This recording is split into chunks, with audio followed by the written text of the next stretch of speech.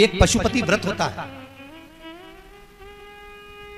और वो व्रत ऐसा है कि उस व्रत को 5 सोमवार करना चाहिए, कोई से भी 5 सोमवार, जिसमें तुम्हारी मर्जी पड़े। ऐसा कौन सा काम है जो पशुपति व्रत से नहीं हो सकता? जब पशुपति अस्त्र मात्र भगवान राम के तरकश में रखे होने पर लंकाधिपति रावण के प्राण निकल सकते हैं,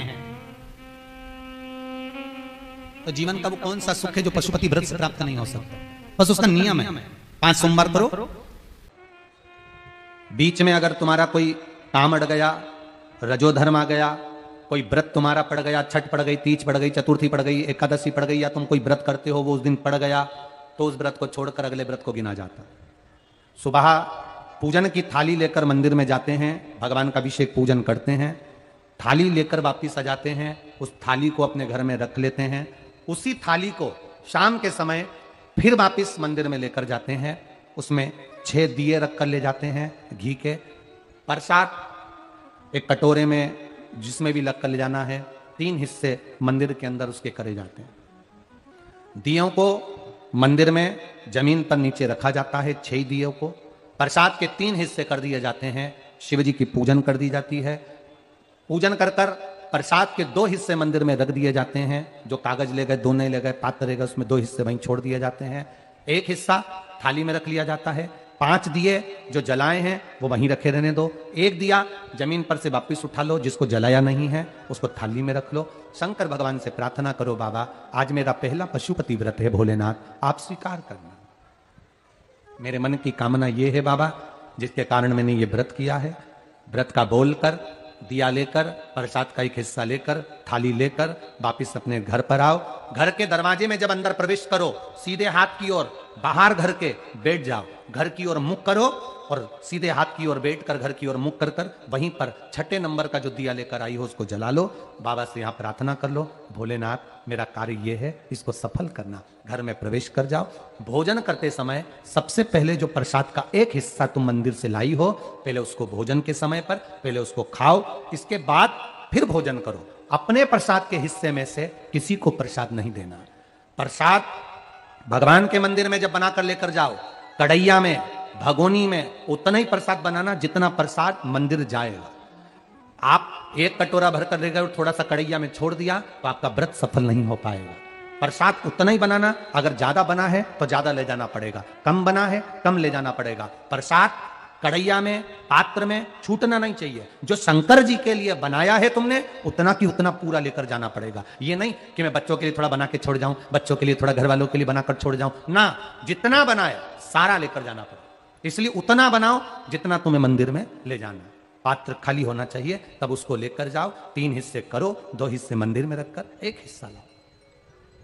4 व्रत पूरे हो जाएं, 5वां व्रत रहे, बाबा से विनती करते हुए 108 चावल के दाने, मूंग के दाने या फूल या पंखड़ी या बेलपत्र आदि जो भी आप बाबा को 108 चढ़ाना चाहें वो ले जाओ। एक श्रीफल, कुछ भेंट साथ में लेकर जाओ। भगवान को नमन कर कर भाव के साथ में ध्यान देना।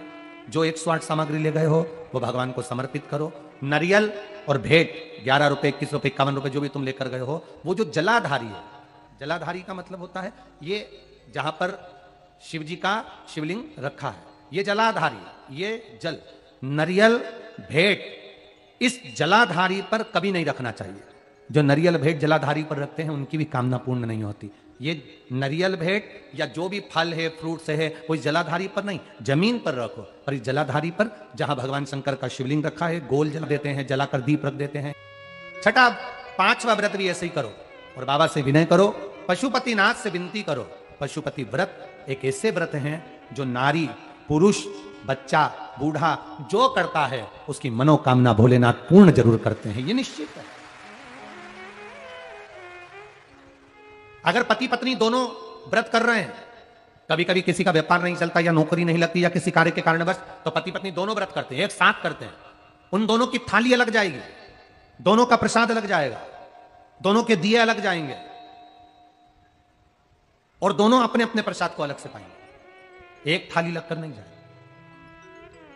मां और बेटा कर रहे हैं तो भी थाली 2 ही जाएगी, बेटी और मां कर रही है तो भी थाली 2 ही जाएगी। प्रसाद के हिस्से 2 थाली ले जाने का मतलब होता है प्रसाद जो बना कर लेकर गए हो उसके 3 हिस्से होना चाहिए। अगर माँ और बेटा एक ही थाली लेकर गए तो प्रसाद जो आएगा वो 1 हिस्सा आएगा, 1 हिस्सा वापस आएगा तो उसमें से 2 भाग फिर हो जाएंगे, तो उसका फल नहीं मिलता। इसलिए पूजन करने वाला अगर 2 व्रत कर रहे हैं, 3 व्रत कर रहे हैं, कोई घर के 3 लोग देवरानी जेठानी सब मिलकर व्रत कर, सबकी थाली लग जाए, सास बहू कर रहे हैं उनकी थालियां लग जाएंगी। जिस मंदिर में पहला व्रत करोगे उसी मंदिर में 5 व्रत करना है। मायके चले गए हो, सोमवार का दिन पड़ गया, तुम्हारा व्रत था, उस व्रत को माना नहीं जाएगा। मायके गए हो तो मायके में आराम से खाओ पियो मौज करो, अपनी जिंदगी आनंद में जियो। वापिस जब आओ फिर वापिस व्रत करो, पर गिनती 5 ही रहेगी, 5 से ज्यादा। हाँ, कभी कभी फाइल अगर ज्यादा मोटी होती है तो इसको दबाने में समय लगता है। कभी कभी 3 महीना इंतजार करा, व्रत करा और पूर्ण नहीं हुआ, समझ लेना कुछ ना कुछ बाबा को बुलाने में कमी रह गई होगी, कहीं अहंकार आ गया होगा, प्रसाद बनाते समय कुछ भूल हो गई होगी, दिया मंदिर में भूली आई होंगी, या कुछ कारण हो गया होगा, कुछ ना कुछ हुआ है। देश विदेश में रहने वाले प्रत्येक सनातनी भाई बहन इस व्रत को करते हैं और मनवांछित फल मेरा भोलेनाथ पशुपतिनाथ प्रदान करता ही करते हैं। कई लोग उसको गुनगुनाते रहते हैं, जय पशुपतिनाथ हरे।